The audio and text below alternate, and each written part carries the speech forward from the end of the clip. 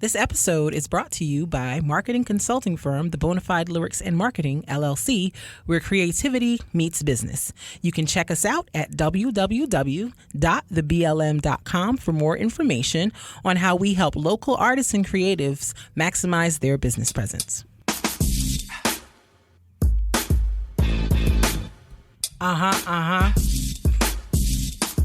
Yeah, boy. Yeah. It's the All Love, No Fear podcast. Hey. It's the All Love, No Fear podcast. Hey. Check us out. It's the All Love, Oh, No Fear podcast. All Love, Oh, No Fear podcast. Hey. What up? Hey, party people. We are here. Hello. We are here. We here.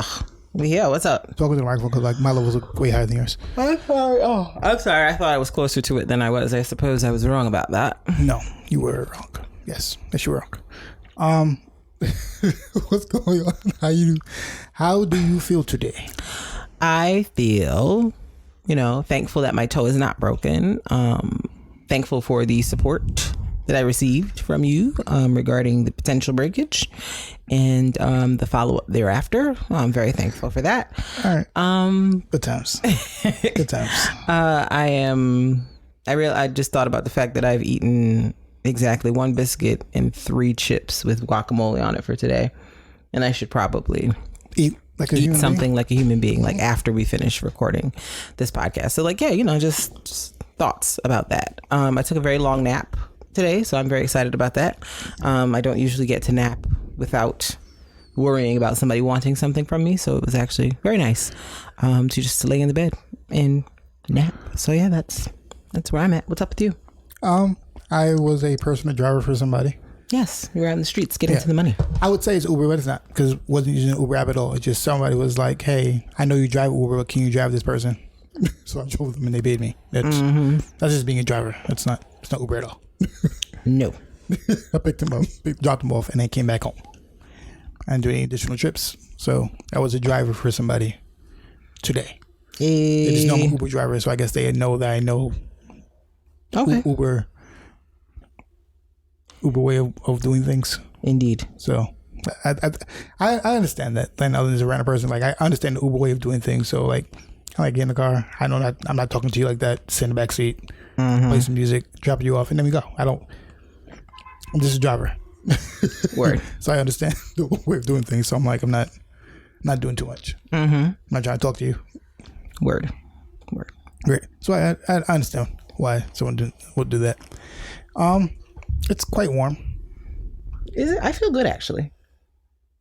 Well, I was running around while I was trying. Well, my toe may have been broken, so I had to relax.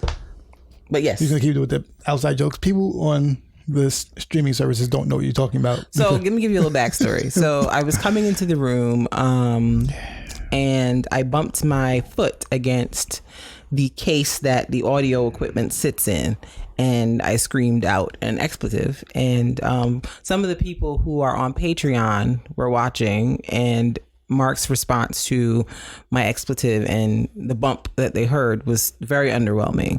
And so, you were just saying, perhaps I could have broken my toe and my dear husband here would not have been remotely concerned. He believes that I am strong and I can take it. So it's not just that. It's just it didn't, like, if you broke your toe, you would have like sat on the ground like, oh, my toe. Like, you don't know what I would have done. You'd have made a lot more noises. You don't know what I would have done. It seemed like it was just a run-in-the-mill breaking. Not run-in-the-mill banging, not breaking, banging of your foot. Did you even apologize for the thing being there that caused it to happen to me in the first place? It's actually not out. Well, I don't know what happened. It's actually in the same way it's always been. Well, I don't know what happened, but today I bumped my foot. I apologize. Thank you. I'm sorry. I didn't want your foot to get hurt. If that is a fact. I don't want your foot to get hurt. Allegedly. But I accept your apology. I accept it. I receive it. That's right. I take it in. It's cool. It's cool. It's cool. But anything else? No, that's it. So we didn't introduce ourselves. Hi, I'm KB. This is... Hello, my name is Mark Metapoetic Bennett. This is season 4, episode 6 Yes. of the All Love No Fear podcast. Shimmy, shimmy, shimmy, shimmy, shimmy, shimmy, shimmy. Check us out on the Patreon, please. Yes, Check us patreon.com. out on the Patreon, please. Only $3. It's $3. $3. But if you want to pay more, we have more options. Yes, we will. If you want to support with more money. We welcome your generous starts at donations. $3, but if you want to do 5 or 10, we have the option for you. We won't stop you. We won't deny your money. We have the options for you. We certainly do. We appreciate you. And we do love y'all. We do love we do. every single supporter that we have. Yes, we appreciate y'all. We do not. Without y'all, there would be no us. Not at all. All right. You get the Love It or Lose It? Yes, I do. I've been told you. So we have Love It Or lose it. Hey, love it. Or lose it. Hey, hey, love it. Or lose it. Hey, love it. Or lose it. Hey, hey, hey, hey. Hey, hey, hey, hey. Hey, hey, hey, hey. Hey, hey, hey, hey. Hey, hey, hey, Hey, hey. hey. Yeah. Oh, thank you so much. You're great. See, I had it. Hold on. There it is. You moving around in the phone, be losing things. So, Love It or Lose. It's a segment here we start our show off with. You know, we just kind of put some options on the table, force you into some hard choices. We give you 4 options. And we say, hey, which of these would you lose, dash away, throw in the garbage, like it's garbage forever and ever, and which one would you love, hold on to for the rest of your life dearly, just have a great relationship with. So, you know, I was thinking, you know, summer's coming up, people are getting vaccinated or not vaccinated, whatever folks are doing. And, you know, outside is going to be open somewhat, or, you know, people will make it open, whatever. And so I was thinking, what fun things would one want to get into for the summer? And I said to myself, I would like to be on a beach, which then followed with, water activities. So this week's Love It or Lose It is focused on water activities or water sports, or whatever you like to call it. So the 4 options for our water sports are parasailing, surfing, snorkeling, and kayaking. Parasailing, Surfing, snorkeling, kayaking, or canoeing, whichever speaks most to you. Those are your choices. Parasailing, snorkeling, surfing, kayaking / canoeing. My loser is snorkeling. Okay. I just don't like water. Deep water. I'll be on top of water. This deep water I don't do with. Snorkeling in, like, I understand there's like shallow water snorkeling, but when I think of snorkeling, I don't think of shallow water snorkeling. I think of deep water snorkeling, and I don't do deep water snorkeling. I don't think anything. You're not into that? I'm not into that. My deepest fear is, Well, scuba diving is the deeper one than snorkeling. Snorkeling, you're still close to the surface. oh, if I'm close to surface, then I guess that's fine. Scuba diving is when you're like really going down. Snorkeling is just short water. Okay, so if that's the case, then I won't lose that. Then I'll take away surfing. Surfing? Okay. That small piece of board is not enough to hold me. Because I know that I know my, so I have a height issue. Okay. Right? I don't do heights. The reason I don't do heights is because I have like this fear of, it's an obvious fear of just falling, right? But like, I'm okay with heights if I have something around me to prevent me from falling. Because I was getting ready to say, we went to the observatory in the city and you were fine. Yes. I was the one that was over there all scared. Because I also trust structures. Okay. Right. And if I can like see where I can like not slip, like if I slip, I'll still be fine. Like if I'm up there in the observatory, if I slip, I'll just hit the floor. I'm cool. Yeah. It's a lot of work for me to fall out. Yes. Right? Even if I'm on a roof, if I'm not if I'm not on the ledge, I'm right there. There's like a little height. I'm like, if I fall, slip, I'm cool. Right. Okay. Right. Outside of some, if I'm like, there's no ledge or anything to help you not fall with Surfing. Okay, that's a valid point. It's a valid point. I'm also always worried about like falling off and then like my head hitting a rock. Watch And Twitch like TV. it's fine. I'm fine. worried about like falling and then being and like the waves are just too much and like I'll do swimming. I can't do like too much water coming in my face. Like I know I will panic, and the worst you can do in water is panic.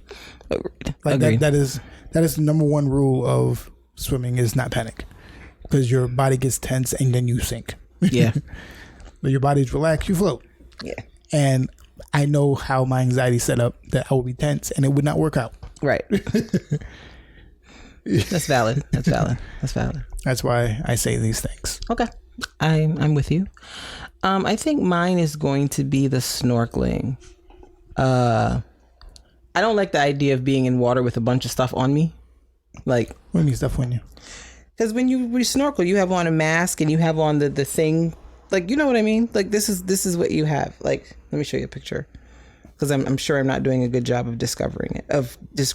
But like, you got on the goggles and the thing in your mouth. Like, I just can't do all that. Like, that's stressing me out. Like that's not that bad if it's not deep water. Just the idea of having it on me and being under You're the just like, water, I just got don't. it, I'm got not it. interested in it. Like, as a person, You can just stand up. like, it looks cool, but I don't want it on my face. Is the whole thing, because I'm like, I know I'm not drowning, but the thought of being like, I would rather be if I had to be underwater for like a little bit, like I would rather nothing be on my face. Like the idea of Just thing on your face is the problem. yeah, the things on my face is the problem. It's like there's something on my face and there's water around me. Like I feel like I would start panicking.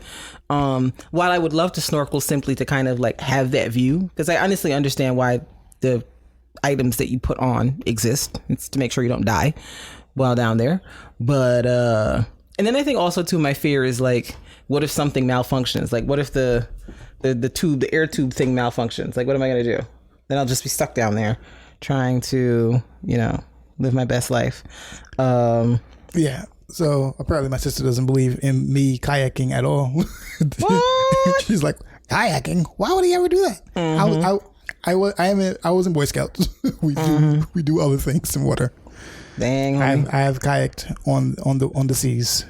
Okay. And on the summer camps during In your Boy Scout days? Boy Scout days, I did kayak in the seas, and kayaking is fun. Okay. Kayaking is actually fun.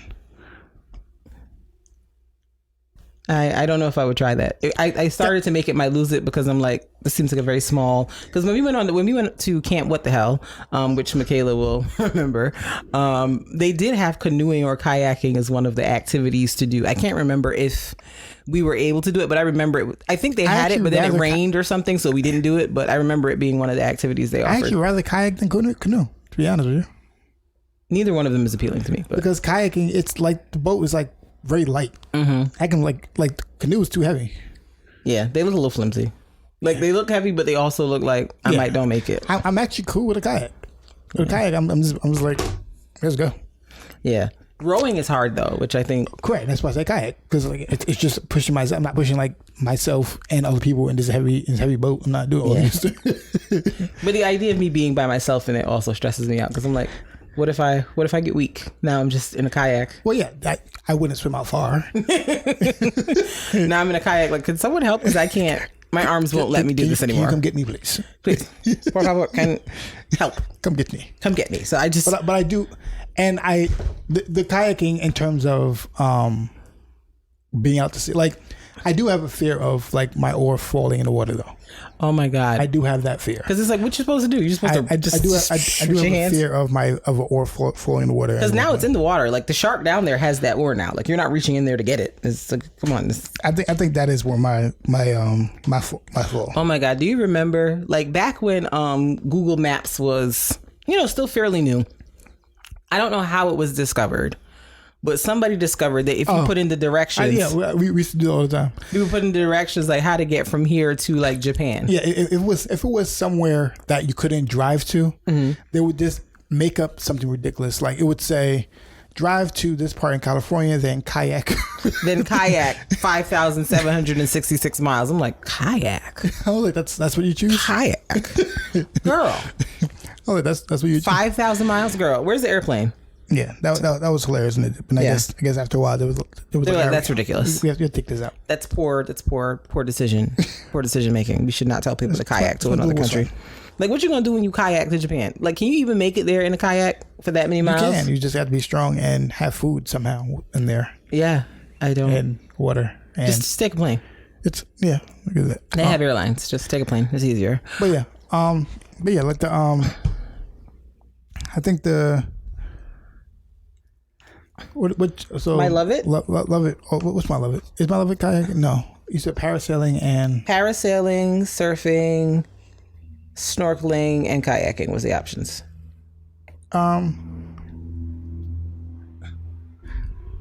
Yeah, probably is kayaking. Okay.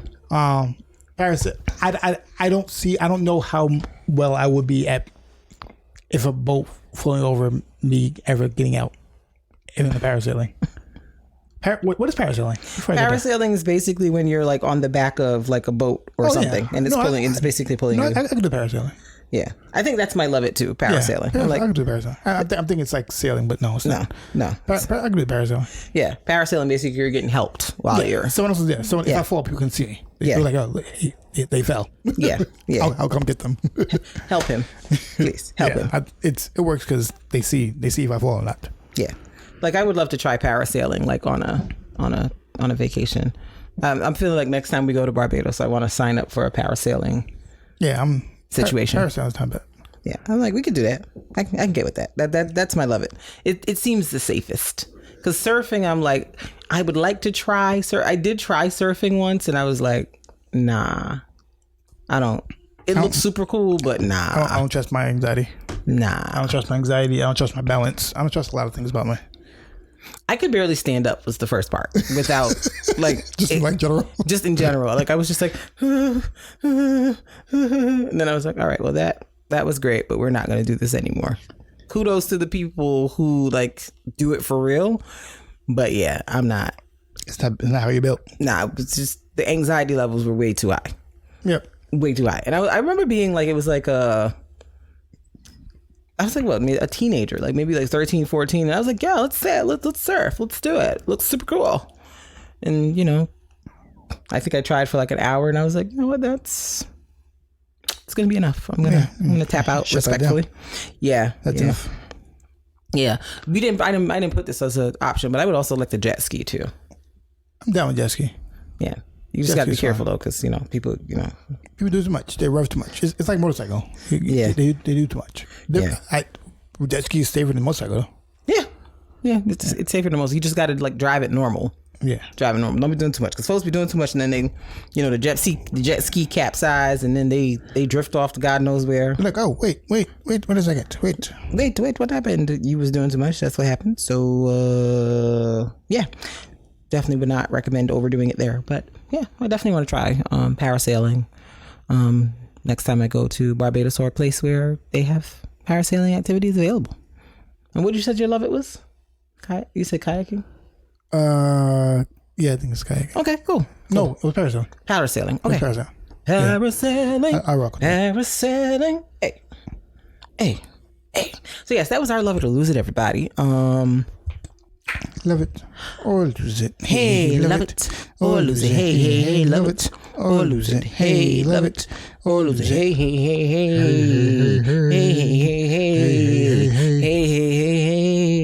hey. All right. And before we continue, just a real quick, I'm just gonna play like a second of it, and then we can get out of it before they shut us down. Okay. Shut us down. Don't get shut down. Yeah, I don't want to be shut down. No, I don't like that. They gonna shut it down. Yeah. Yo, I'm getting ready to put y'all up on something, man. Yo, when you see something ill, you know what I mean? That's boom. Anything ill you see is boom. Having a big 6 at the club, that's boom. Okay. Especially if you got the fully equipped kid on it, it's boom. Like, you know what I mean? Like, yo, I had this bad chick uptown. You was whoa. Whoa. Whoa. Dude, my mom was like, all right, but just Rest in peace to Black Rob.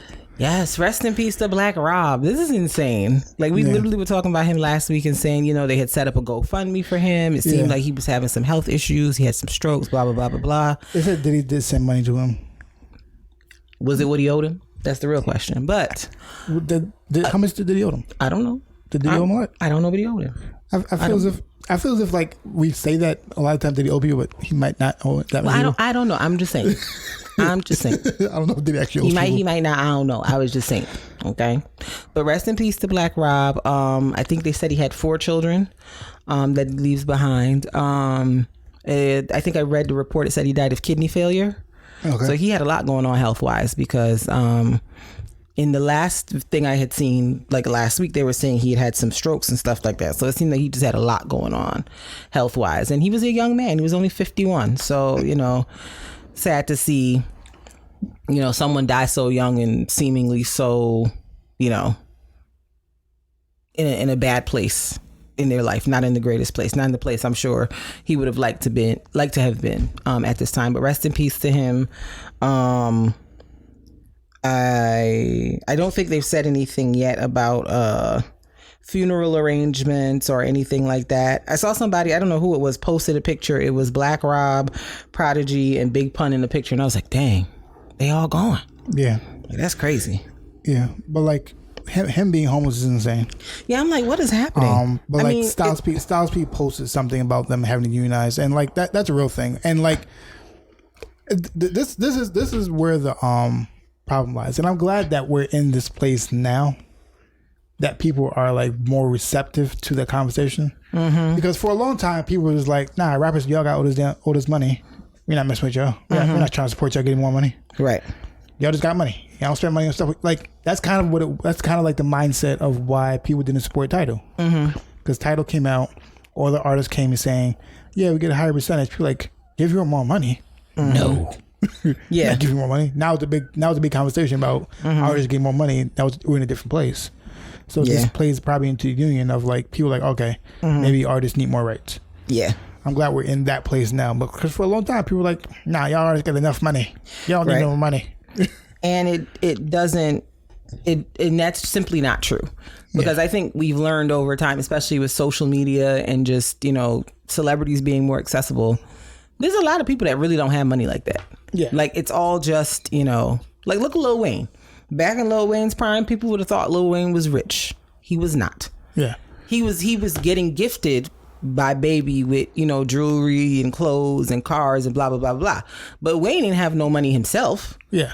Out of all that he was doing, all the albums he was making, everything that was going on, he didn't have any like liquid assets himself to take care of anything. And I think that's the situation with a lot of the artists that we see. Like, we think, because they're driving this car or they live in this house or they're wearing these jewelry. They're doing a lot of renting, number one. Yeah, it's a lot of renting, a lot of leasing. And it's no shade to renting or leasing, but, people do it every day. Yeah, and number one, how hard it is to make a song. Yeah. Number two, if they're not making music, then they're like trying to trying to chase a hit, and it's just a lot of stressful. And you tell me like the big thing that like why it only came up in the first place and why I always support it is kind of like the people who kind of founded this whole thing, the people who kind of started the whole thing, they're all kind of just chilling. They don't really have any retirement plan. Yeah, like they're living regular lives, regular places. And they created this whole thing. Right. Yeah, right. We can't like support them. Right. Right. Because like there's no union for them. So like they could die broke, and they created what you listen to. Exactly. And there's something wrong with that. That's a problem. Yeah, and I think another part too that people don't take into account, it's a lot of the people who are in music, especially the men, a lot of the rappers, the singers, whatever the case is, a lot of these people didn't come from means. And so when they quote unquote make it, they're making it for them and their family. So it's not like, I'll give Chris Brown as an example. People can feel however they want to feel about him. But Chris Brown was 16 when he hit the scene. And, from what I understand about Chris Brown, his family lived in the country in Virginia, and they didn't really have a whole lot in terms of resources. So when he started to see success, it was now on him to buy his mom a house and take care of different family members and pay for people's tuition and do this and do that. And it's like, when you have people in situations like that, it's like they never get a chance to enjoy what they have. They have to take care of their. They have to take care of every daggone body, and it's not just like 2 or 3 people. If they have a big family, they're taking care of everybody. And that's something that we as a community have to stop doing to our like family members and stuff that make it big.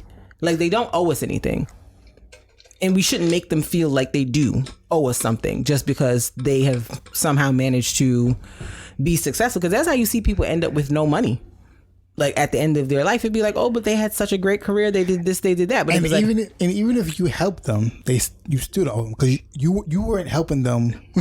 Right? Were you paying for studio time? Yeah, you weren't helping them with the fact that they're getting big. You were just helping them. Were you paying for singing lessons? Were you paying for dance? What was it that you were doing that you feel that this person now needs to sustain your adult lifestyle? Nothing's wrong with you. You can go out and work for yourself, but you have somehow now made this person feel like they're not a real family member or a real whatever if they're not taking care of you. And, that's why, I admire, what's his name? Like, what's that? Marshawn Lynch. Like, he takes care of people, but he's not like on some, I'm just financing people for the rest of their life while they sit on their back and, just chill. Like, I worked for the money that I have. I put myself in danger to get this money. Like, if you need something, I'll put it up. I'll help you out, but I'm not here to support you for the rest of your life when you're able-bodied and can work. Yeah, because playing football is a dangerous sport. He's like, I could have broke my neck doing this. Yeah, so I'm not gonna let you just be chilling off the money I made when you can do something. I've told myself for a long time that, like, if we ever like won the lottery or something like that, that there will be anybody who wants something would be a Shark Tank kind of thing. All right, what are you going to do with this? What's your plan for the next 10 years with this money? What are you going to do with it? How are you investing? What's your plan? I need full business plans before we do anything. Not full business plans. All right, I don't know. What are we doing with this money? Right. What is your plan? Give me a plan. Figure it out.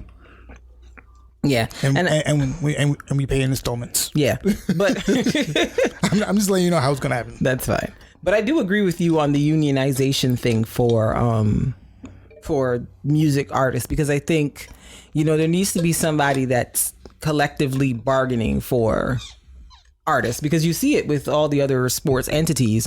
Like, there are people who are bargaining and saying, hey, this is the minimum that you need to pay people per year. This is what you need to cover while they're playing the sport. This is what you need to cover when they're not playing the sport anymore, because there are things that happen, and we need to be able to provide care for people who are essentially providing a service. And there is such a thing as a what's the word I'm looking for? Expiration date on those things, because it's very rare to see like a Earth, Wind and Fire Isley Brother, like acts that stay around for decades. Like, that's not common. And so, we need to have something in place. And I'm not absolving people of their own personal financial responsibility. And I feel like if there's going to be some type of unionization, there does need to be financial education in place for a lot of these artists. Because when you think about it, a lot of these kids that pop, they're like 18, 19. And you know what they doing with their money? What I would do with my money when I was 18 or 19. The same thing. Well, that's always been the problem with the industry, and like the people who had somebody to tell them the right thing to do, they're well, but like there's no artist development. That's what they always say. There's no artist development, right? Mm-hmm. There's no like, how do you make it and prosper? Because the record label is just like, how do we get this hit out and move on? Yeah. Like, there's no artist development section of the labels, of most labels. This is why, like, well, there is, but not in the sense of not development, like outside of your image or whatever as an artist, like personal development. Like, how do you I can't even say, I know what you're saying, but not even all places have that. But I know what you're saying. Yeah. I'm not having all that. Like, that's why, like, they always say like certain labels they appreciate what they do, like TDE. Mm-hmm. They always appreciate TDE because Top Dog Entertainment. For people who don't know who TDE is, that is the label that Kendrick Lamar, SZA, and those California artists like Reason, those folks are on. Yeah. So like they they're known for doing a lot of artist development to make sure the person is good and everything first. Right. And everything. Like certain labels, they're good at doing that. Certain labels are not. Right. That's kind of like back to like, I guess, talking about Diddy. That's what people's issue with Diddy was in the first place. Is he never really did artist development. I don't want to take away that he did nothing, because he did a lot. So like I would say like his process of doing things. We gotta move on to the main topic after this. Yes. His process of doing things was always, I'm gonna put all my effort into your first hit. Everything into it, your first hit. I'm gonna do everything. I'm gonna do the video. No, go ahead. What does that sound? I'm gonna do a video. I'm gonna do everything I can to make sure your first hit goes hard. And then after that first hit, you got the rest. Which I don't think is fair. No, it's not, because like if you have not, because what he's he's like the person who was like the parent. He's like, I had a hard life. You need to have a hard life too. Right. And it's not necessary. And if you can't figure it out then if you not putting the work in like I'm putting the work in, then you don't deserve to be here. Right. And it's like, correct. That can be motivational to some people, but to others it just feels like it doesn't work for. But like, yeah. So like I understand where his mindset comes from, but like it just doesn't work for everybody else. No. It doesn't work for everybody, because you can't do all that and then just pull the bottom out from under somebody and be like, do it yourself.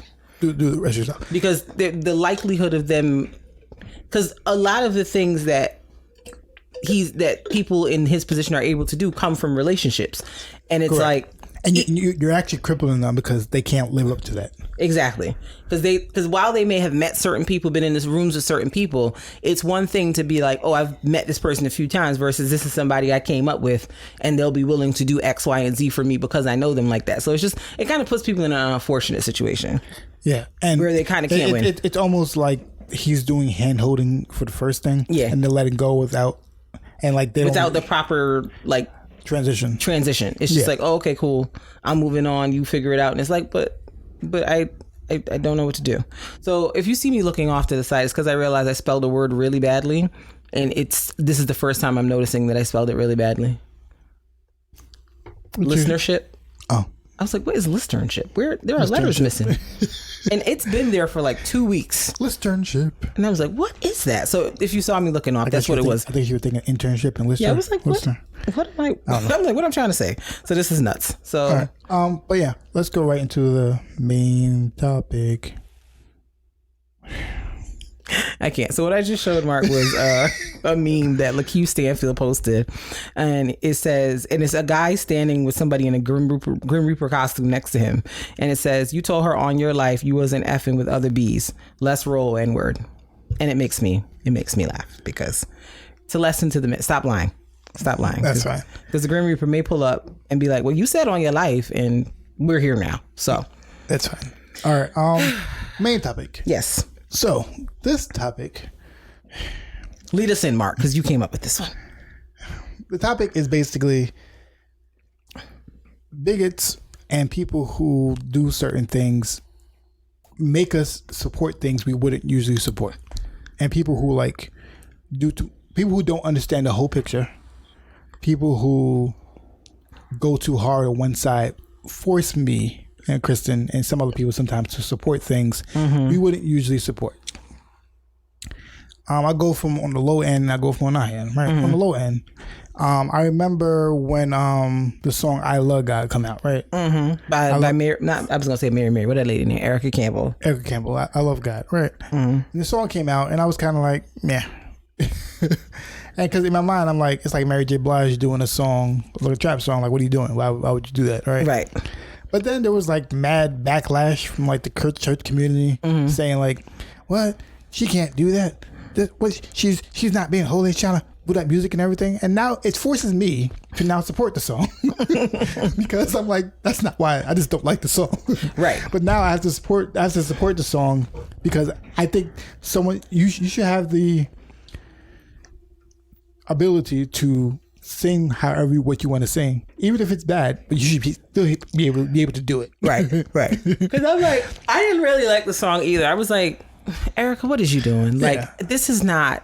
And I don't know this lady, so I shouldn't even fix my mouth to say this is not you, because I don't know her as a person. But I kind of was like, this is not. I guess it wasn't on brand for what I knew her as Mary Mary, and maybe she wanted to do something different to separate herself from being Mary Mary and kind of solidify herself as her own artist. And I'm like, her husband's a producer, and he produced for everybody, so why can't she get some fire too? Who are me to hate? But I was initially kind of like, ugh, I don't know about this, Miss Erica. I don't know. But then when she put it out and people were like, Mark said, she's not a Christian, she's not holy. I was like, you know what? This is my new jam. Yeah, now, this is my new jam. Now I have to. Now Erica gonna get a check for my streams, because why do we have to go so far as to attack her whole faith just because she did a song that was trap? Like, I want to understand why the gospel people are so committed to feeling like everybody needs to sound like the Clark sisters and Albertina Walker.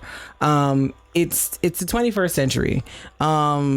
Not everybody's receiving music or receiving gospel music in that way. Yeah.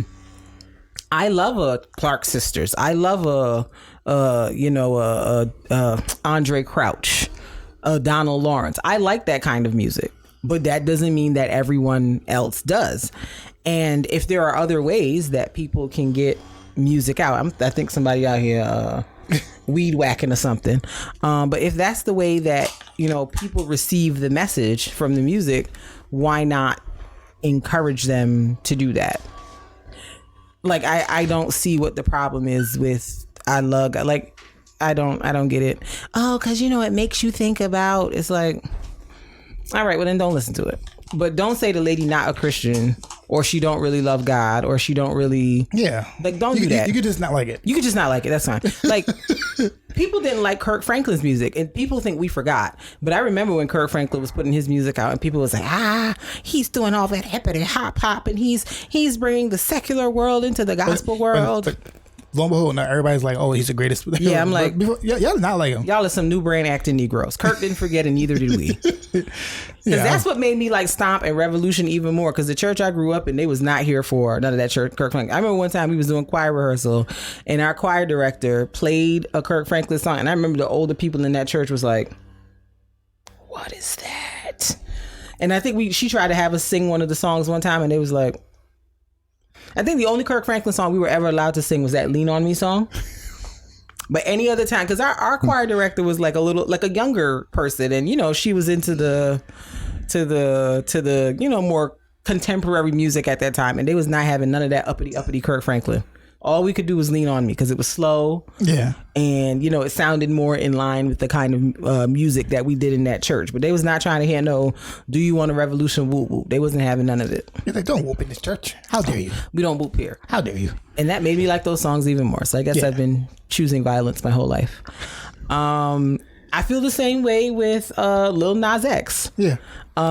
People hated Old Town Road and called it corny, and I was like, I stand. Yeah, like in the beginning, I was like, it's okay. Yeah, I was like, what is this? What is this outfit? What is all this? But then they tried to be like, no, it doesn't deserve to be country. I'm like, now you're playing it all the time. Yeah, now Lil Nas X is getting the streams. And he was like #1 for like a few weeks, and like got nominated for a few months and got nominated for a Grammy. Like, I was like, no, you're gonna play this song now. Right. Lil Nas X gonna get a coin off my stream. I'm sorry. Because you know what? You're playing games. Who are you to tell black people who made country that a song's not country because it's a black person doing it? So it's like, and then when Billy Ray Cyrus jumped on it, I was like, yes, it's country. In case y'all were wondering, it's country. And to this day, Old Town Road and the remix slap. To this day. Sorry. Yeah. They're gonna be jams for me. I'm gonna be playing them at my barbecues when I'm older because it's a jam.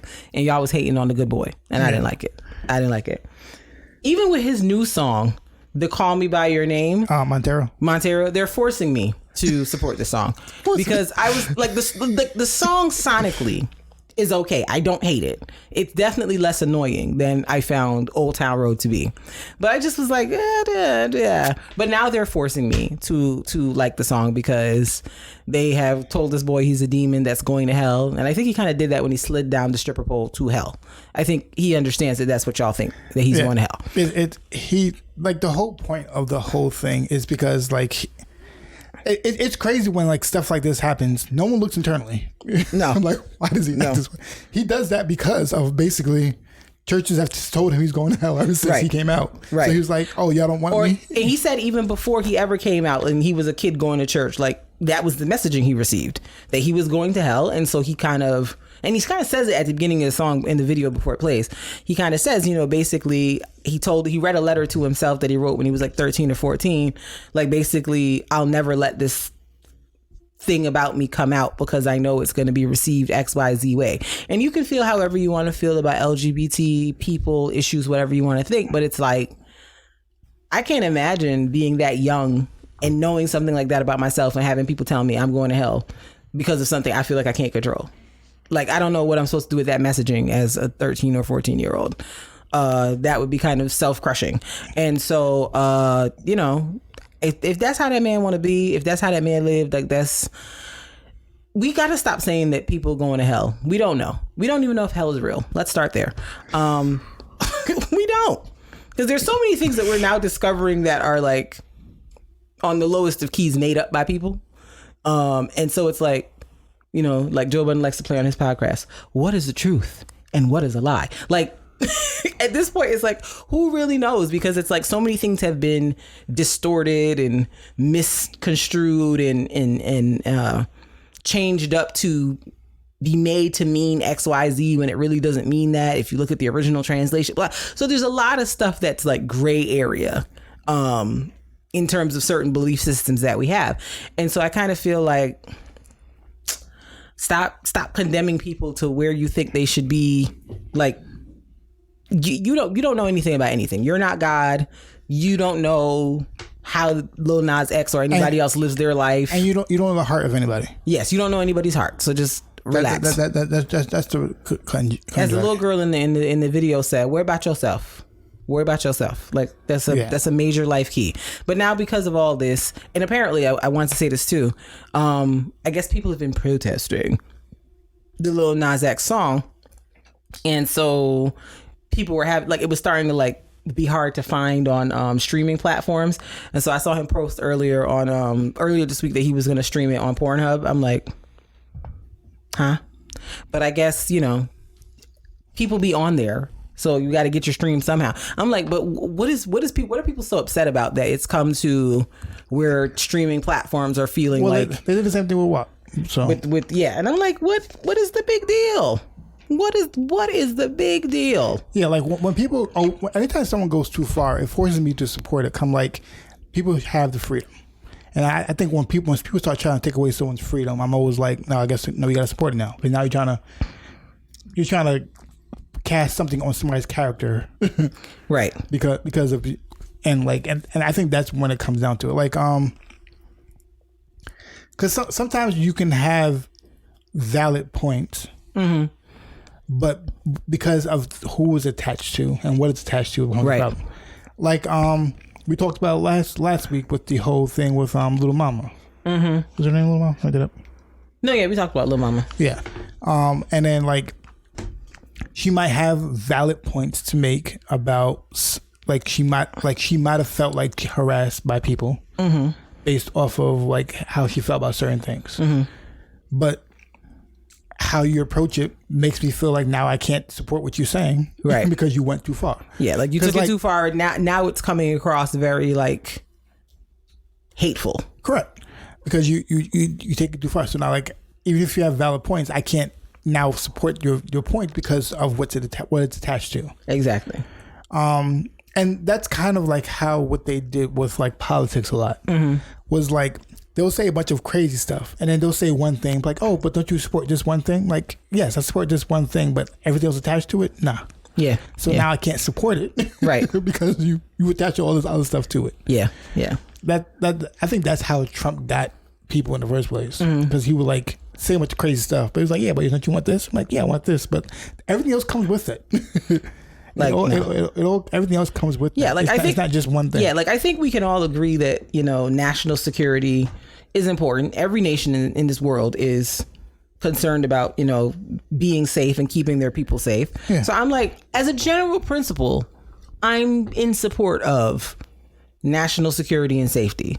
But when you're throwing in the Mexicans are rapists and robbers, Like, and it's a different conversation. the Muslims bring drugs here, or whatever other storyline you're trying to. It's hard for me to get on board with the initial point. I can't just like I'm like, nah. Your point has some other things attached to it, Right? Like I can't. I'm not going to just leave it by itself. No, because that's attached to it. Yeah, it comes with it. Yeah, it's a package deal, and I don't want that package. Because this part is okay. I can agree with you and see the point on this part, but the rest of this is just.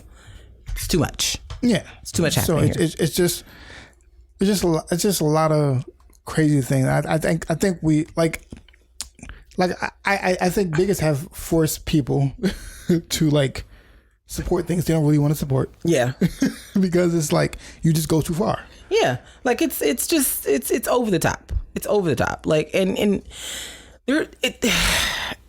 it's unnecessary. Like. If you don't like something, if you don't support something, if you don't just, like Lecrae said it best, if you don't like something, if you don't support something, if you don't agree with something, just move on. You don't have to make a statement. You don't have to do anything. You can just move on. Just do that. Just ignore it. Just pretend like it's not happening and keep it pushing. Like he was talking about it in response to the Lil Nas X thing. Like the shoes were a lot. I will never buy them. I'm cool on the whole thing. But you can also just not buy it.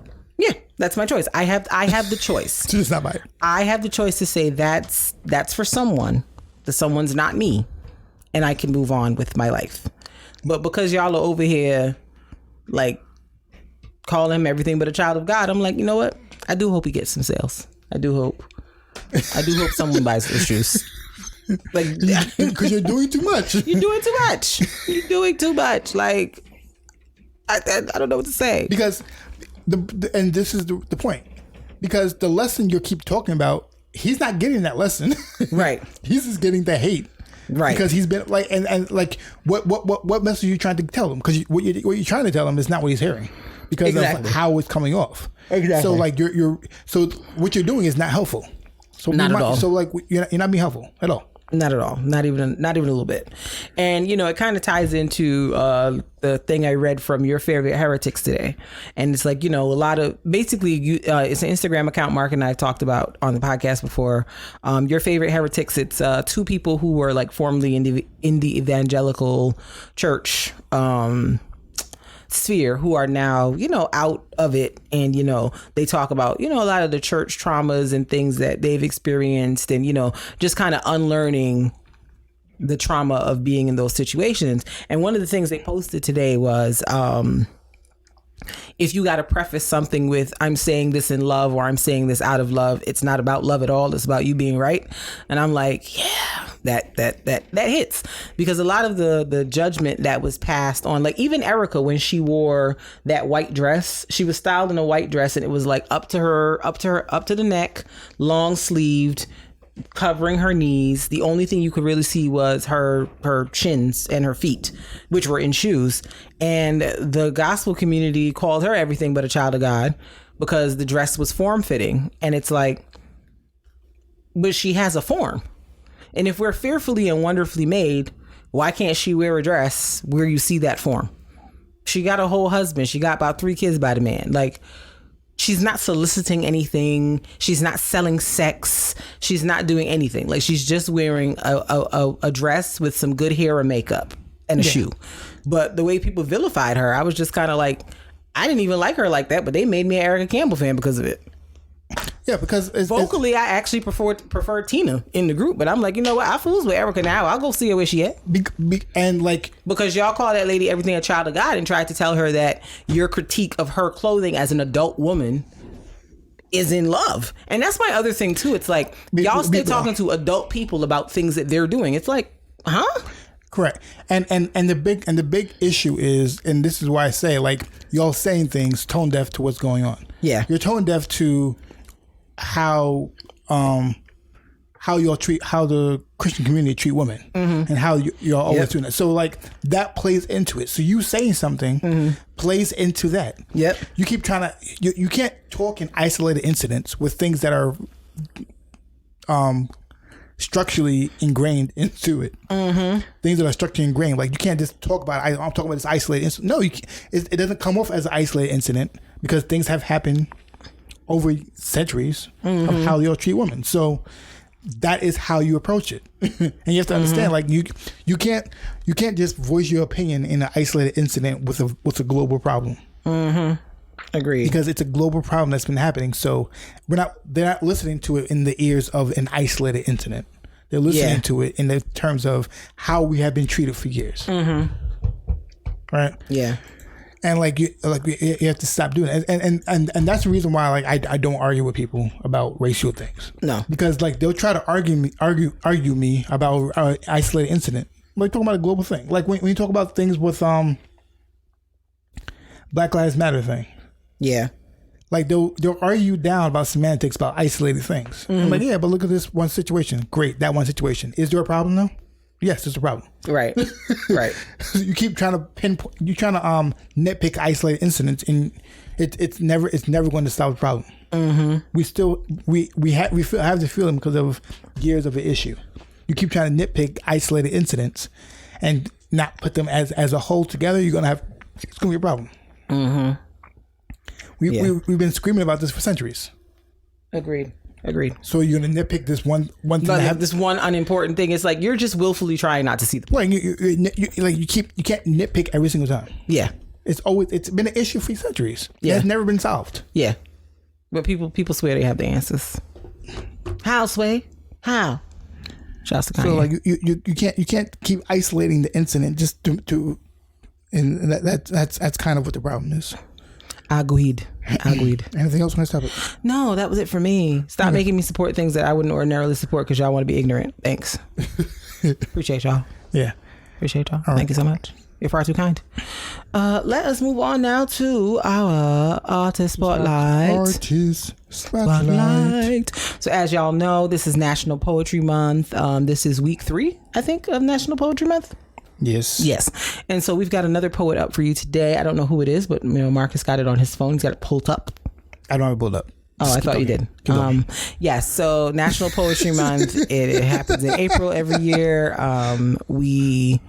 Mark is a poet himself. And so I was like, instead of doing like musical artists this year, how about we do some poetry so people can get into the talents of people that are out here that are doing great things with words. I like poetry a lot when it's good. I don't really like bad poetry. That upsets me. But yeah, that's really what's going on. Every month, every National Poetry Month, every year, there are various poets I follow who try to write like a poem a day. Some people succeed and really do it all 30. April has 30 days, right? Yeah, I was doing the thing in my head. 30 days have September, April, June, and November. Yeah, I had to think it through. Because I don't know anymore. But April 31st sounded strange in my head. That's why I was like, let me just confirm. But yeah, so people write 30 poems in the month, and people are quite creative with it. Like, because a haiku definitely counts as a poem, so you can definitely get it off if you like put your mind to it and like actually stick to it. But yeah, I don't know. Word. I don't know. Do you have something yet? Because I don't know. I don't know what you're looking for from me at this juncture. Because why don't you have it? It's a real question. What's happening? It's a long story. Shorten it for me. Give me the cliff notes. All right, we're gonna do the DMX one. The industry. That's fine. DMX industry. I think he did this on like Def Poetry Jam or something. Yep. Oh, don't play no Omari Hardwick poetry. He's awful. I wish he wasn't so bad. Awful. My God. Awful. I wish he wasn't. He thinks he's popping though, which is the sad part. I'm bringing to the stage my man from Yonkers, New York, DMX.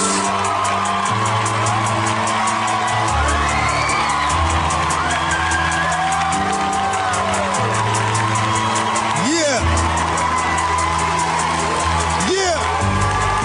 That's what's up. I appreciate it. What I'm gonna speak on is the thing that's on my mind the most. You know what I'm saying? The thing that we all gotta deal with every day, but don't really know. The industry. The industry. Man, it's not the same.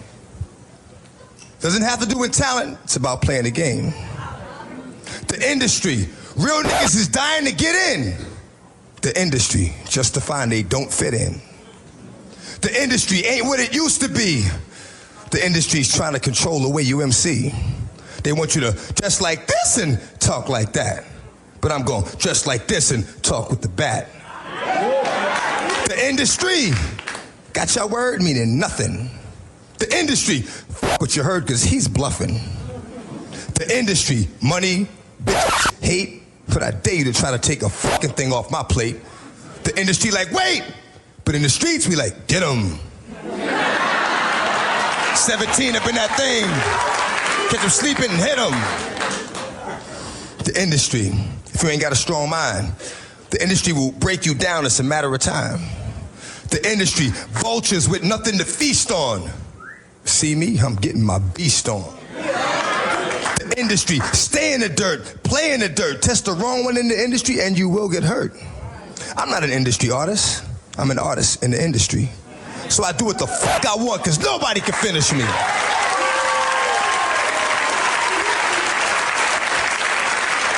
The industry, wanted, dead or alive, new artists to sell their souls in the way they survive. The industry don't give a fuck about you, but the industry couldn't make a dime without you. The industry, I'm sick of this industry shit. The industry playing them like a industry bitch. They tried to finish me quick, but I am long, so I stand strong. Fuck a beat. Listen to the words in the damn song.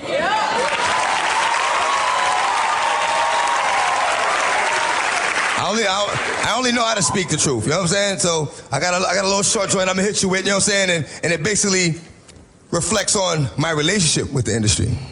This is what it is. Often, my words fall on deaf ears. Motherfuckers be listening, but don't hear. Talking to a nigga, he be sitting right here.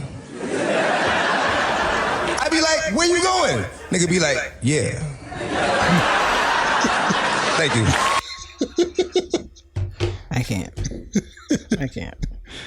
Rest in peace, DMX. Rest in peace. Yes, indeed. So that was our artist spotlight. We don't need to give an intro or anything. You know who DMX is. You know who DMX is. So yes, I feel that we've been talking about him for 3 yeah. weeks. This is like the third week talking about DMX. So yeah, Okay, it's DMX. Who else? yes, everybody knows. Everybody knows. Darkman X. Darkman X. Darkman X. Darkman X. Darkman X. Yeah, so going into our This Week in Random, first at the top of the list, DMX's memorial. They have announced they're doing a public memorial at Barclays Center on the 24th. I feel like it's slightly irresponsible to attempt to go, but I kind of want to. Or at least be in the area where it's going down. And I think they're doing a formal funeral and whatnot for the family on the 25th.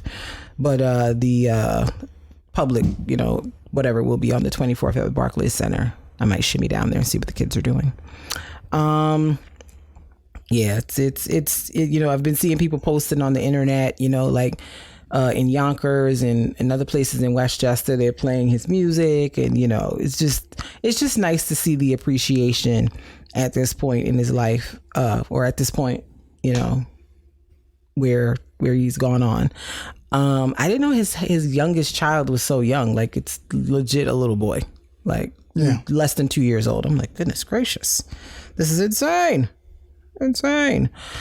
But, you know, and I think his oldest kid is like in his 20s or something like that. So it's just like, yeah. It's just a lot that's happening over there. And do you know who Melly is? I know that name. Why? Melly, she's a rapper from, I think she's from the Bronx. I think she's Puerto Rican, Dominican, one of those. I'm not trying to be racist. I really can't remember which. How do you spell her name? Melii.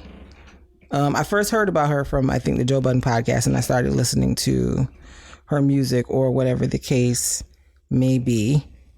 And basically, she posted, I think it was Friday, that she's not releasing music anymore. What she said was, the real reason I haven't released music is because behind the scenes legally things have been going on, but I decided as of today to give up all my rights to my music. I no longer want to continue doing music off of the strength that in this business you can't really trust.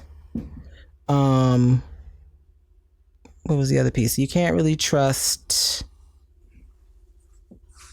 You can't really trust.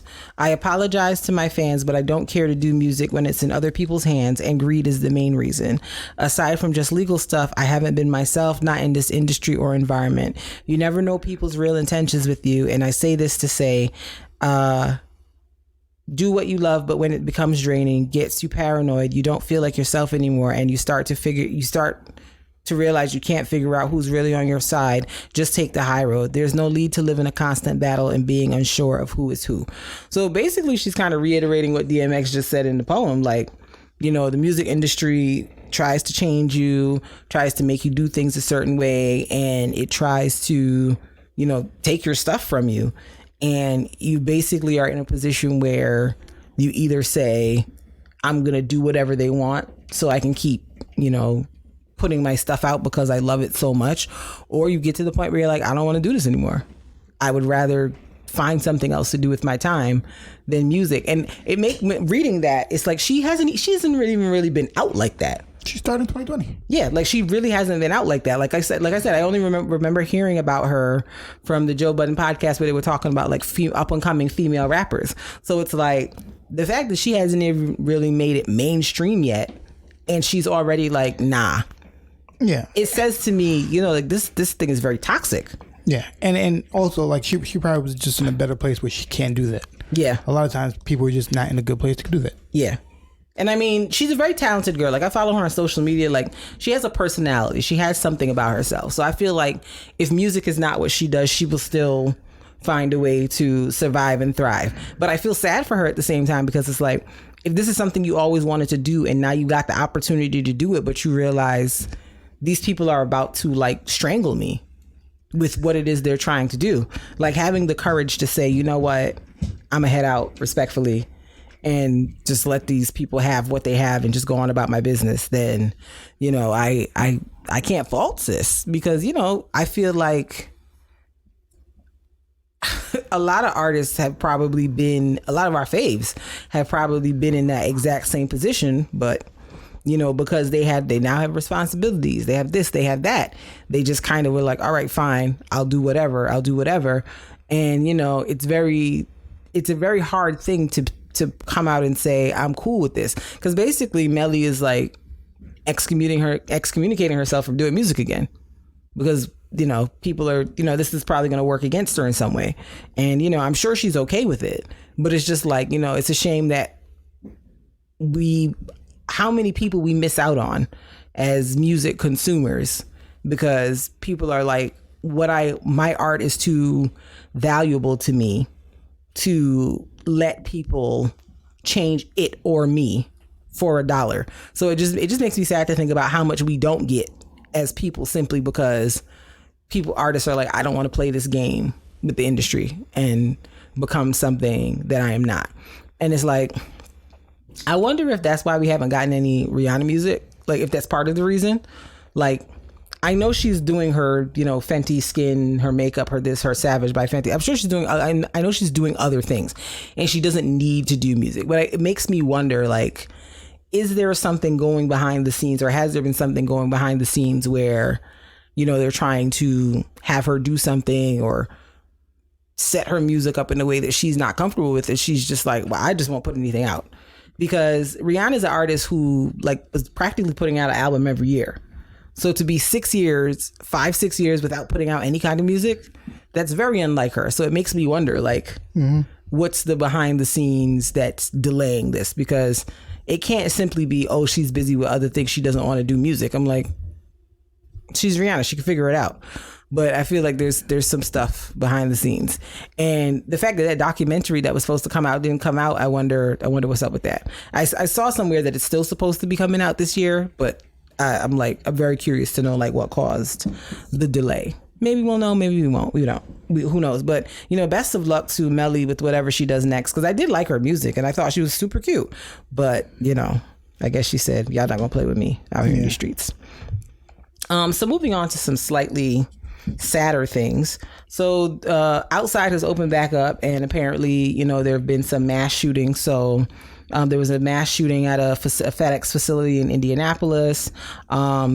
There was a shooting I saw pop up on my phone in I I don't know, was it Texas?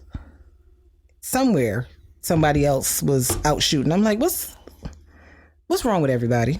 Yeah, people coming outside doing the most now. Doing the most. So between it's like I've been waiting to shoot. I've been doing the most since January, honestly. Yeah, like between the shootings, like I feel like I'm like another shooting. Yeah, Goodness gracious, it's been crazy. I'm like, goodness, what is the matter with people? There was one in Austin that happened like today. So everybody just outside with guns. Wasn't there another one in Colorado somewhere last week? There was one in Ohio. It just, oh my God, it's too much.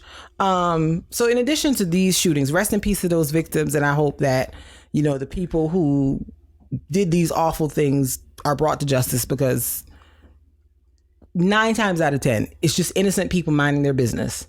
And some person just decides, I want to shoot some stuff up and kill some people. Like, what is happening? In addition to that, there have been, you know, now that outside's open again, more police involved shootings. So there were 2 big ones that happened in the last week. Adam Toledo, a 13-year-old from Chicago.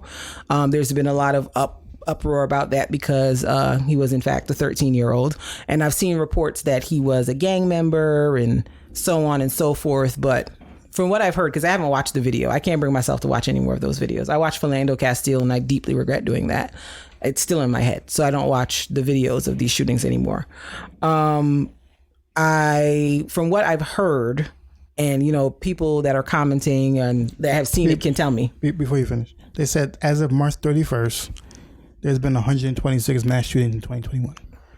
What the As of March 31st, there have been 126 mass shootings in the United States. We need another quarantine because y'all don't know how to act. 126. It is April. What are y'all doing? Mass shootings. And this is not including the ones that have happened this month. So I can't even. Since March, as of March 31st. Yeah. Like, it don't need to be COVID quarantine, but we can stay inside because you don't know how to act. 148 people have died. 481 people have been injured. For a total of 629 victims.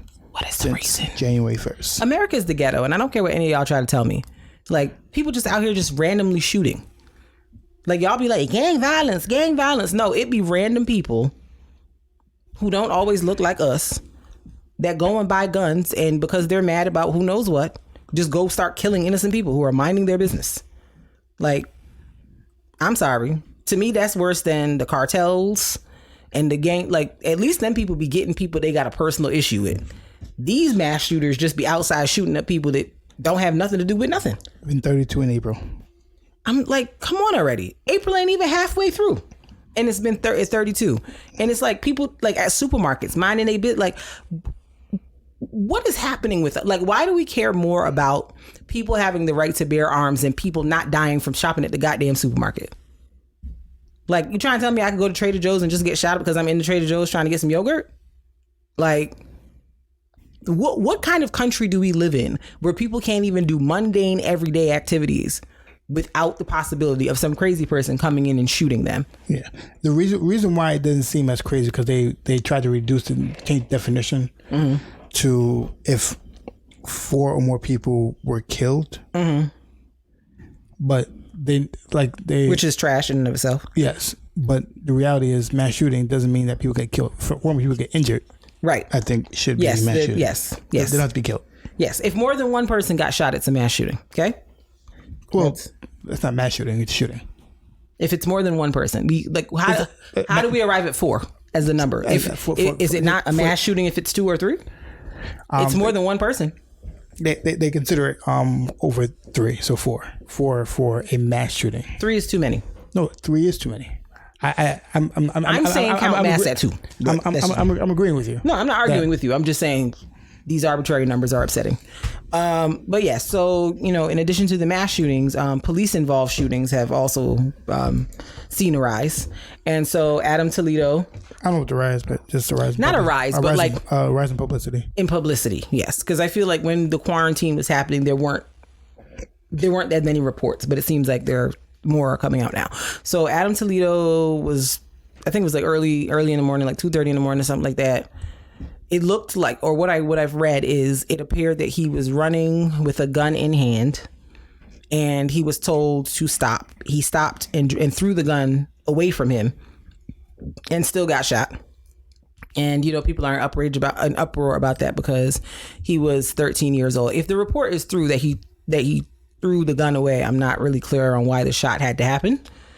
If he was still holding the gun or pointing the gun in the officer's direction, I can understand why he's shooting, not to kill necessarily. I don't understand why we don't know how to not shoot to kill. I'm not clear on why we can't figure that out as a people. I don't know. I just don't know. So he was killed.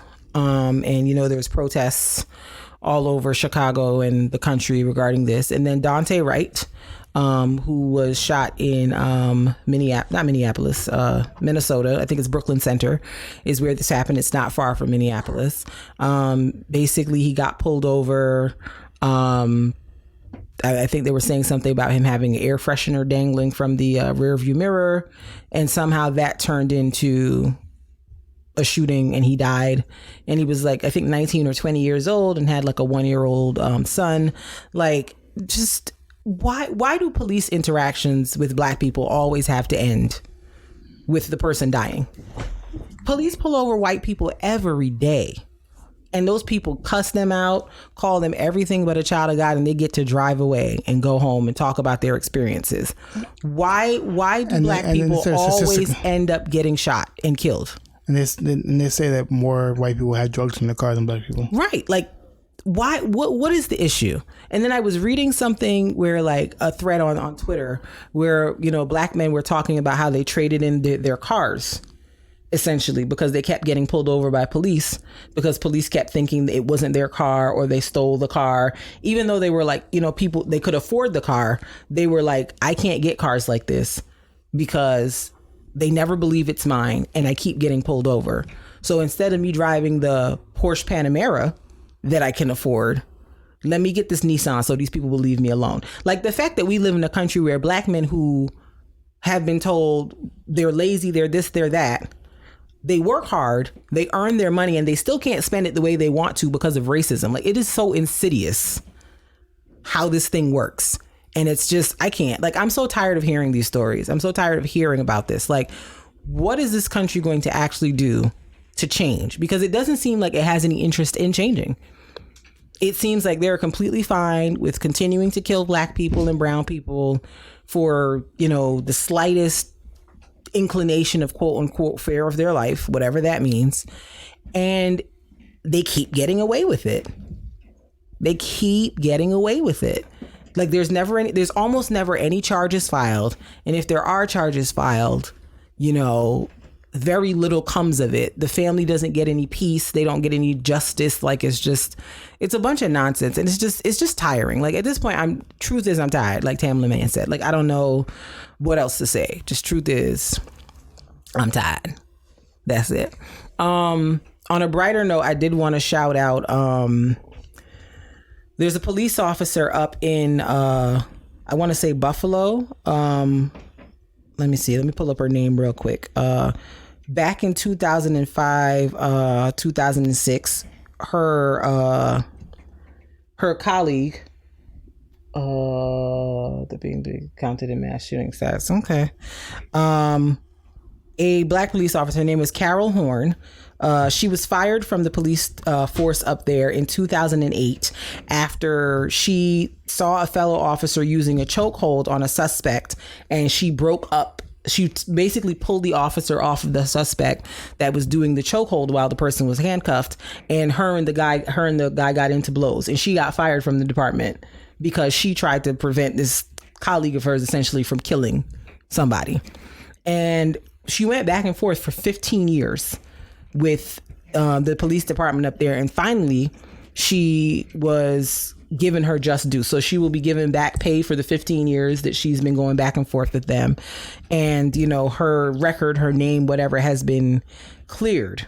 You know, she basically lost everything, but she says she doesn't regret it because the suspect didn't lose his life and that person would have given him.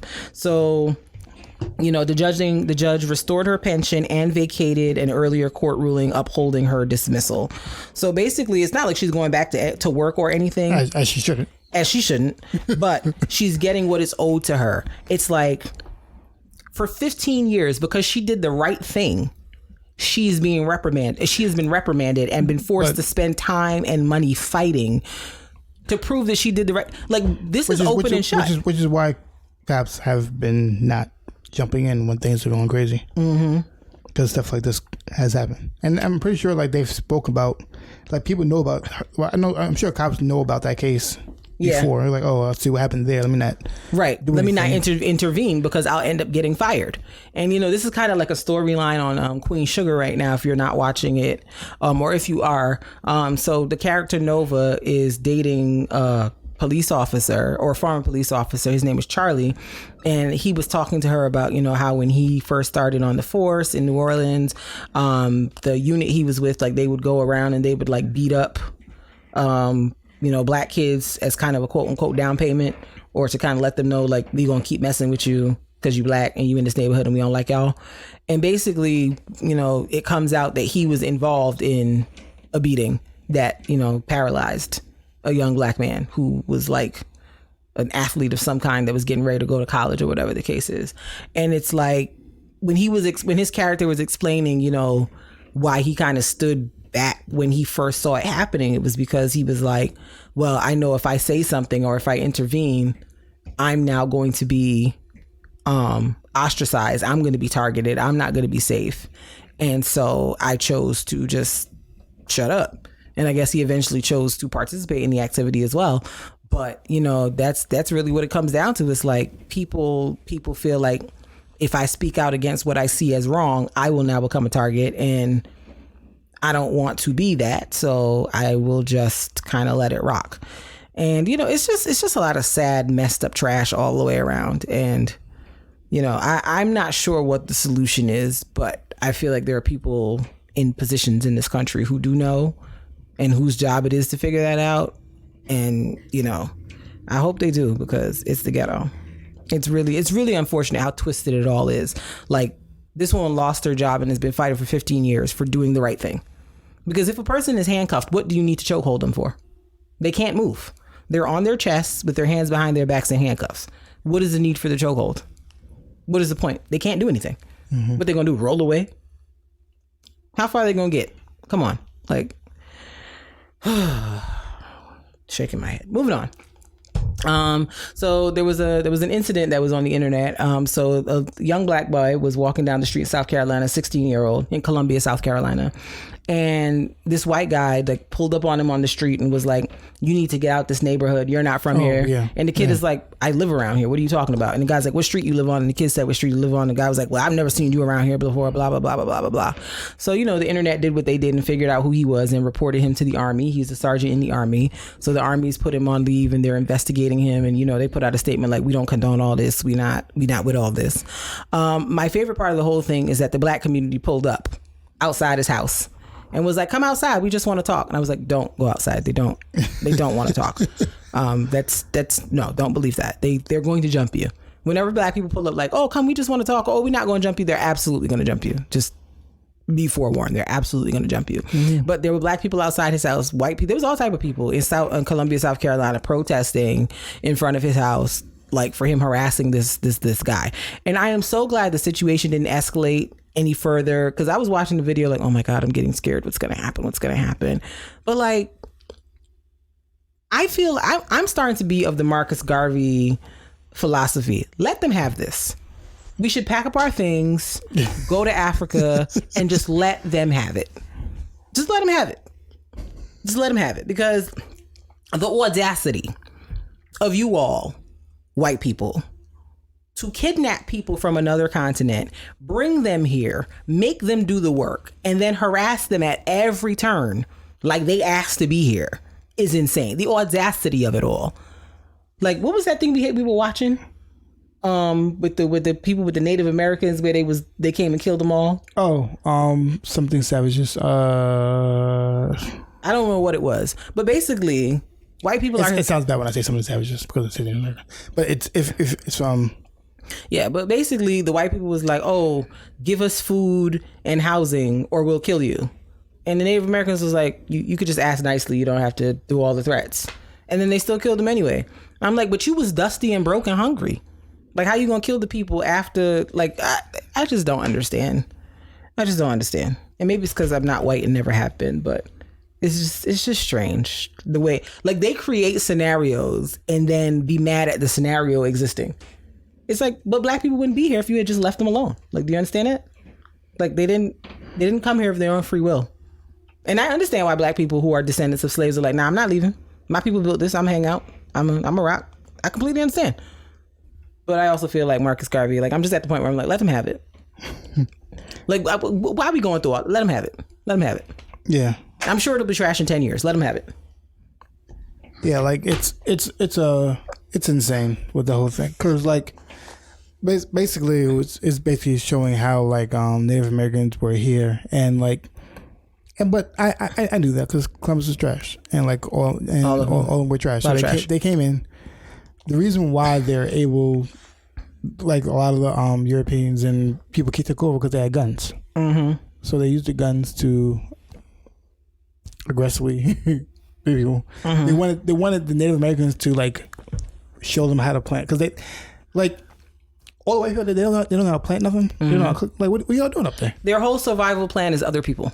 Yeah, I'm like, so they came here because, like, oh, we don't know how to plant corn. But why do people have to die because you can't plant corn? I'm so confused. Just learn how to do it. Don't have them do it for you. Learn how to do it. Learn how to do it, and just like leave the people alone. But yeah. But that was the whole purpose of everything. Hell, sigh. We're gonna move on because this is annoying to me as a person. It's upsetting.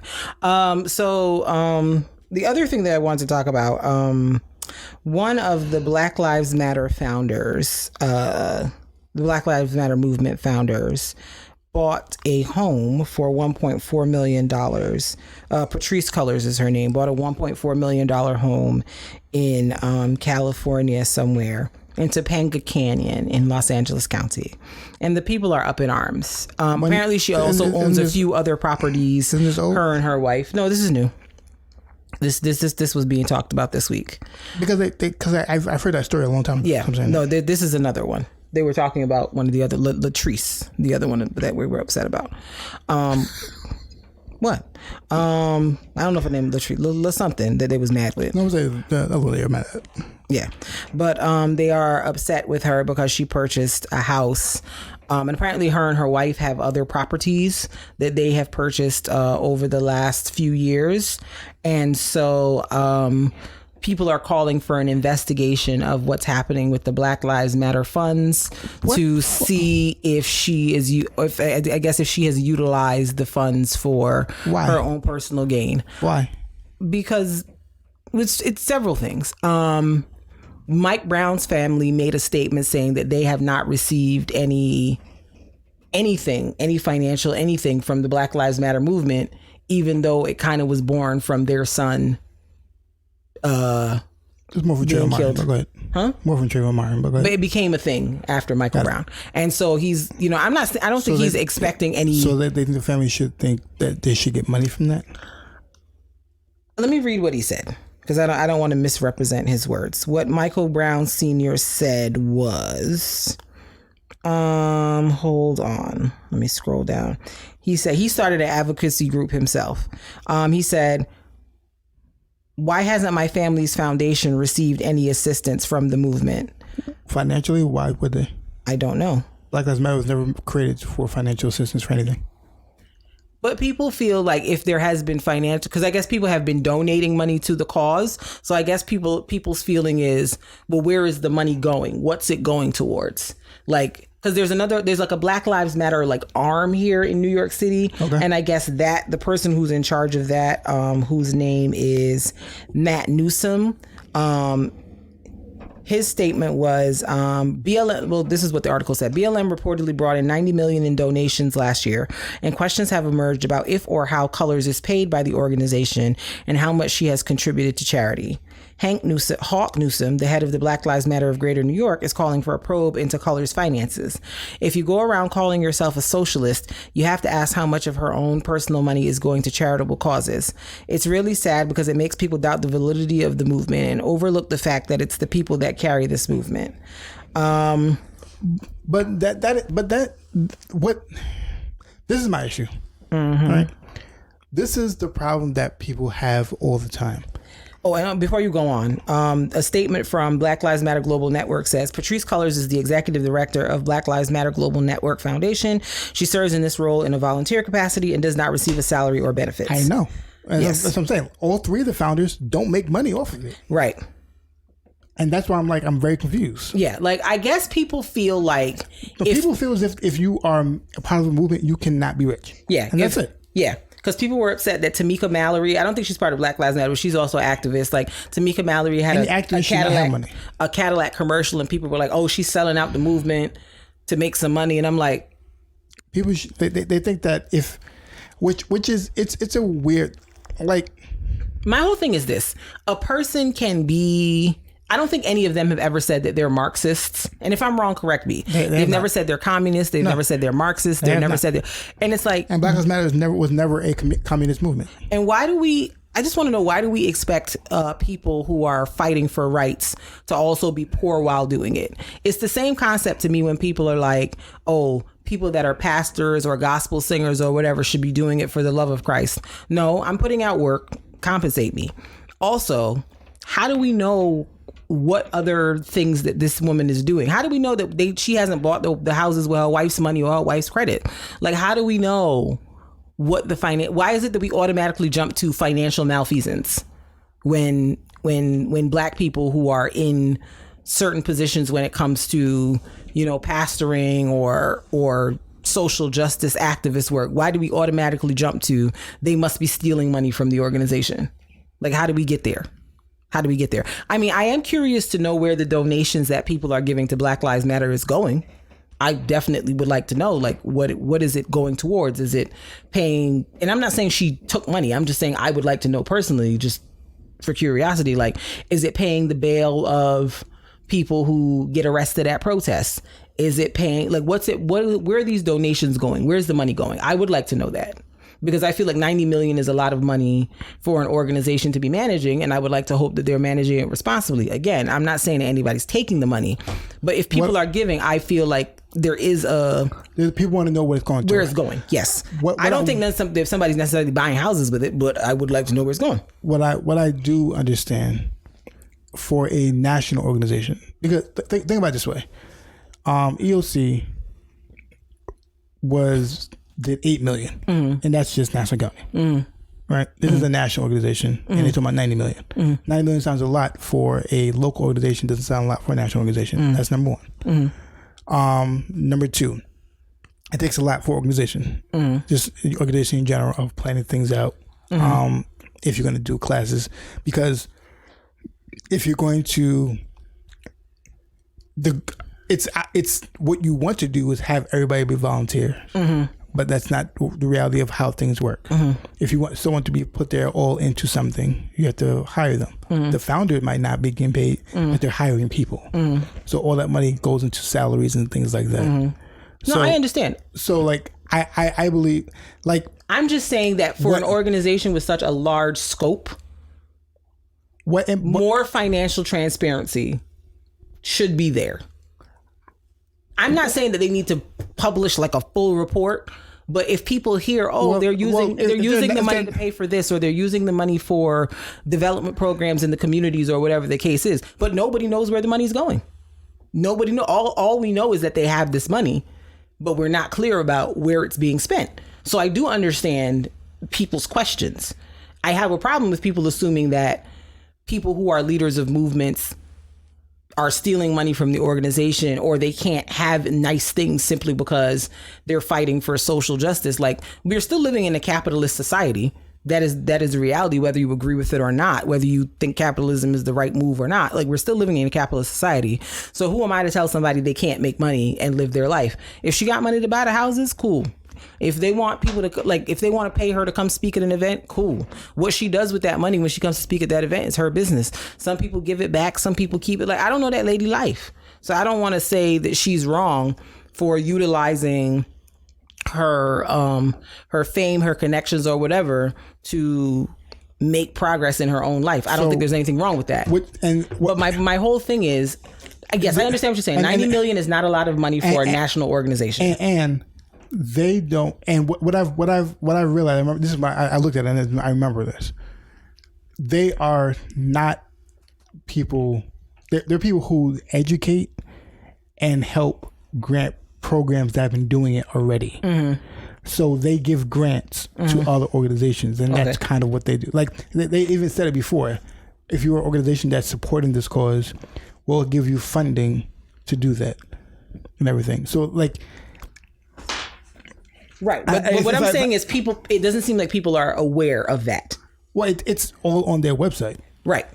I understand what you're saying, but I'm just saying people are not aware of it, so that's why they're jumping to conclusions. Correct. It's like when they used to be like, oh, look, George Soros is funding Black Lives Matter. Yeah, I saw somebody post that this week too. And they just said it before, and I was like, but it didn't start with a funding. It started as a hashtag.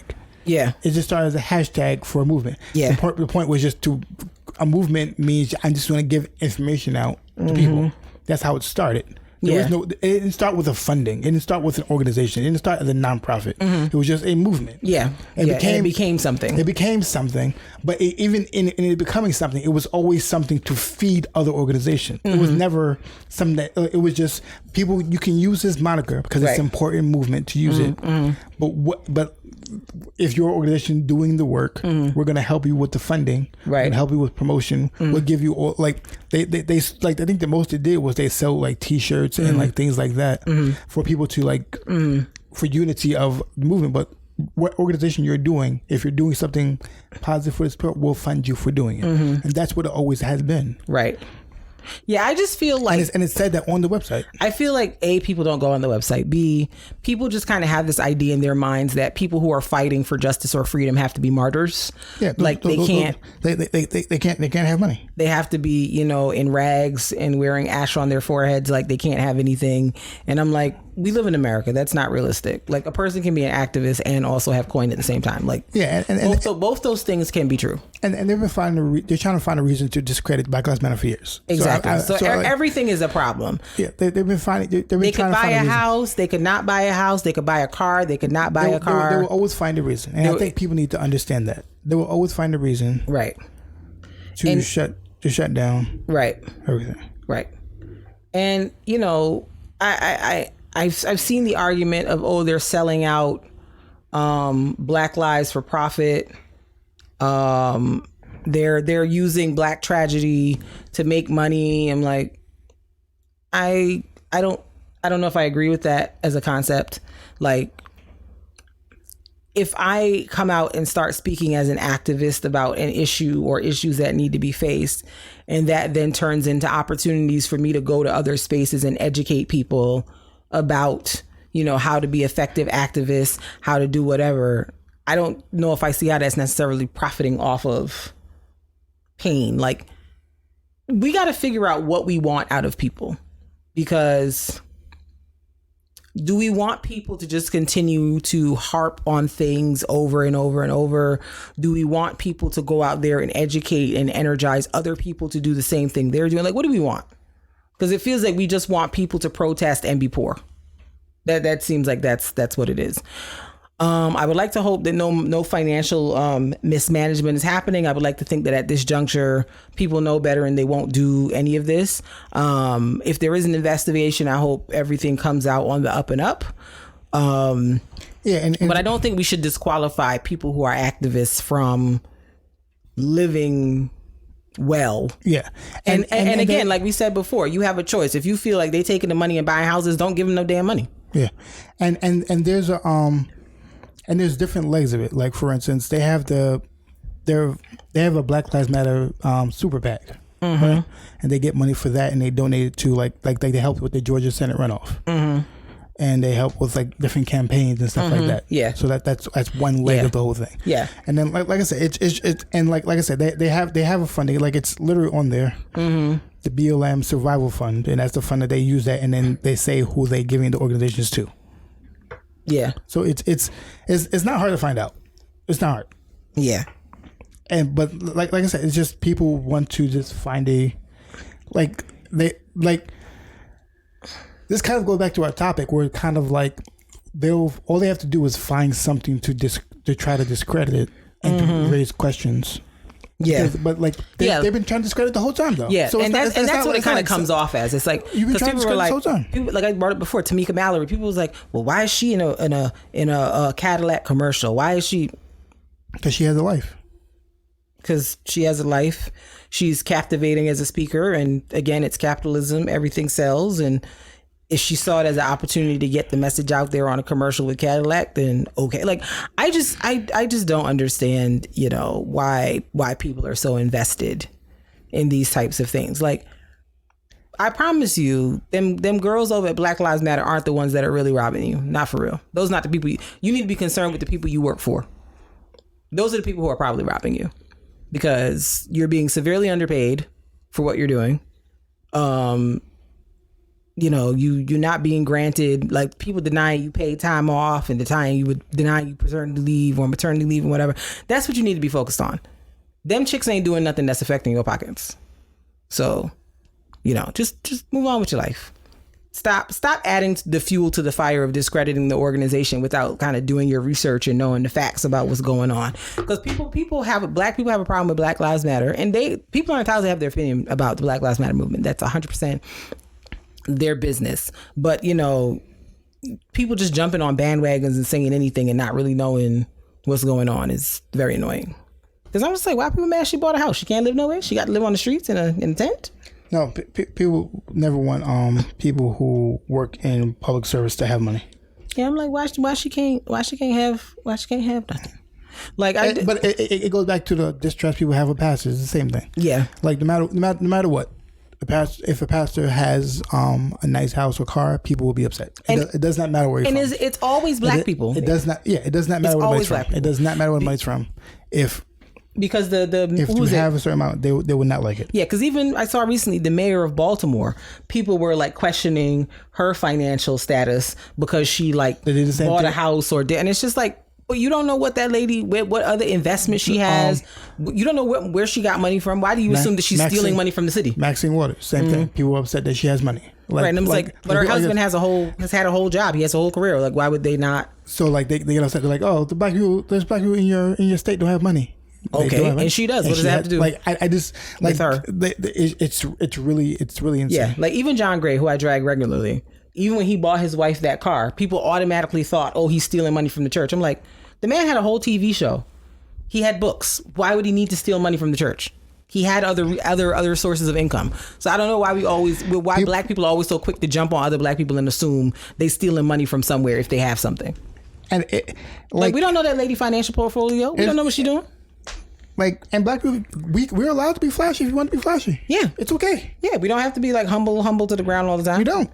If that lady want to have a $1.4 million house, and the way people are acting too, a $1.4 million house in California is like your average run-of-the-mill Long Island Uniondale house. 1.4 million in California for a house is nothing. It's a regular schmegular, regular looking house. She's not living in Calabasas like Kim Kardashian and them. She's living in a regular old house. It is nothing to write home to mom about. Yeah, like I said. But when people hear 1.4 million, they think, and so I want people to think about like the market that we live in too, or that the house is in. 1.4 million might be a palace in Georgia, but in Los Angeles, it's a regular house. There's nothing. The neighborhood is regular. It's nice, but it's regular. The house is regular. Yeah, it's not a palatial estate. Like they like I said, they feel if you do anything for activism, you should turn down every form of money that comes your way. You should always be like, the money goes to. I'm like, but how are you living then? Right. Right. The problem is a lot of times people who are like I always feel crazy for the people who are like fighting so much for everybody in like in the class. I've seen in Hempstead. It's like people, men and women, fighting so hard and they're struggling themselves. Right. And then people be like, well, they need to go get a job. It's like, but you want them to be out here like activism. If right? you want them to get this done, they need to get paid for what they're doing. Right. There needs to be some type of compensation somewhere. Like people, at the end of the day, regardless of the systems you're fighting, the blah, blah, blah, blah, blah, you still need to have shelter. You still need to have food, and you still need to be clothed. You need those three basic needs need to be met. It's annoying to try to go back and like your stuff is not handled. Right. Because you're trying to take everything, but you're at home, but still like that. That's why you have so many pastors where like their house is not in order. Mm-hmm. because they're trying to take care of everything. Because like they're always told to not take care of themselves. Agreed. But anywho, y'all can have whatever thoughts y'all want to have about it. We would love to hear your viewpoints because maybe they're different from us. But we're going to move on because I'm hungry. Who cares different points? I'm sorry. Wow, well, that's a lot. So we're gonna move forward. New music. So a few things came out this week. Busta Rhymes released The Coming, a 25th anniversary super deluxe edition, and he has a song out with Mariah Carey. Which, I love their collaborations. They make me very happy. So get into that. It'll bless you. I appreciate how Busta Rhymes is still out here putting out music. I really enjoy his fervor for giving the kids music.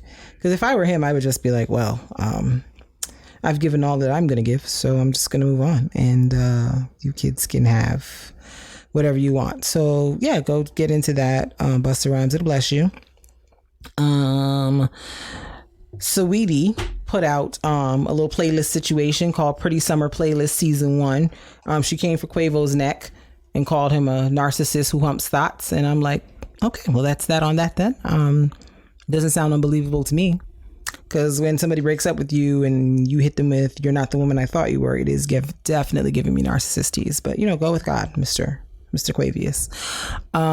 And Conway the Machine from the Griselda unit put out La Machina this week as well, that I will be looking into to getting to my upstate New York raspy voice hip hop. That's probably going to be on my walking playlist this week. So if you're looking for some stuff to get into, Busta, Saweetie, and Conway the Machine have got some stuff for you. So get into it. Yes, Saweetie. Speaking of Saweetie, why did that Kevin Samuels get on Joe Budden podcast and say Saweetie is a 6?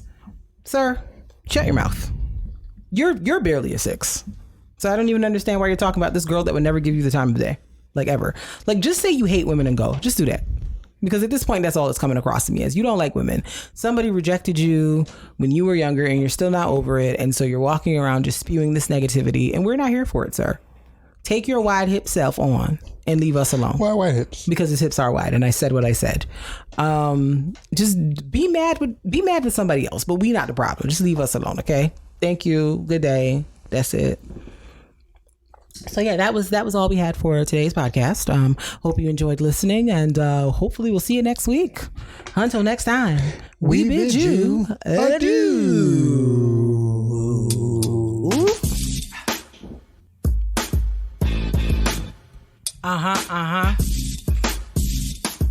Yeah, boy. Yeah. It's the All Love, No Fear podcast. Hey. It's the All Love, No Fear podcast. Check us out. It's the All